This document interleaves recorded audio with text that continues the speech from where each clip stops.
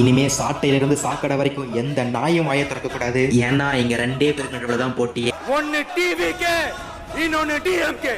வாக்குறுதின்ற பேர்ல எதையோ ஒண்ணு அடிச்சு விடுறவர் இல்லைங்க எங்க தளபதி. நடைமுறைக்கு எது சாத்தியமோ அதை வாக்குறுதியா கொடுக்கிறவருங்க. அவர் கொடுத்த வாக்குறுதிகள் என்னன்னு மட்டும் பார்ப்போமா? பெண்கள் பாதுகாப்பு, குழந்தைகள் பாதுகாப்பு டிவிக்கு ஆட்சியில நம்பர் 1 இருக்கும். சட்ட ஒழுங்கு மிக மிக கடுமையா இருக்கும். தப்பு பண்றவன் இல்ல, தப்பு பண்ண நினைச்சாலே பயம் வரணும். அந்த அளவுக்கு சட்ட ஒழுங்கு இருக்கும். பள்ளிகளும் கல்லூரிகளும் முதல் தரமா இருக்கும். டிஎன்பிஎஸ்சி யூபிஎஸ்சி தேர்வுகளுக்கு லட்ச லட்சமா கோச்சிங் சென்டர் கொடுத்து படிக்க வேண்டிய அவசியம் கிடையாது. பள்ளிகள் கல்லூரிகளிலேயே அதுக்கான சிலபஸ் மாற்றி அமைக்கப்படும். போதைப் பொருட்கள் இல்லா தமிழகமா இருக்கும். மாவட்ட கலெக்டர்கள் மற்றும் எஸ்பிகள்ல சரிபாதி பெண்களும் இருப்பாங்கன்னு சொல்லியிருக்காரு. மலை கிராமங்கள்ல அடிப்படை வசதி கூட கிடையாது. டிவிக்கு ஆட்சிக்கு வந்தா சுத்தமான குடிநீர்ல இருந்து சுகாதார நிலையம் வரைக்கும் முதல் தரமா அமைத்து தரப்படும். வாக்குறுதினா இப்படி இருக்கணும். அதை விட்டுட்டு மாடு மேய்க்கிறத அரசு தொழிலா ஆக்குவோம். ஆட்சிக்கு வந்தா ஒவ்வொருத்தருக்கும் 10,000 ரூபாய் கொடுப்போம். மாதம் மாதம் பெண்களுக்கு 2,000 கொடுப்போம்னு தமிழ்நாடு மக்களை பிச்சைக்காரர்கள் ஆக்கக்கூடாது. டிஎம்கே தான் பெருசு, ஏடிஎம்கே தான் பெருசு, என்டிகே தான் பெருசுன்னு சொல்றவங்க செவிலியே விசில் அடிச்சு சொல்லுங்கடா. தளபதி 2026 அரசியல் சிம்மாசனத்துல மக்களின் ராஜ மரியாதையோட அமர போவது உறுதி. 1000 சப்ஸ்கிரைபர்ஸ் நெருங்க போறோம்.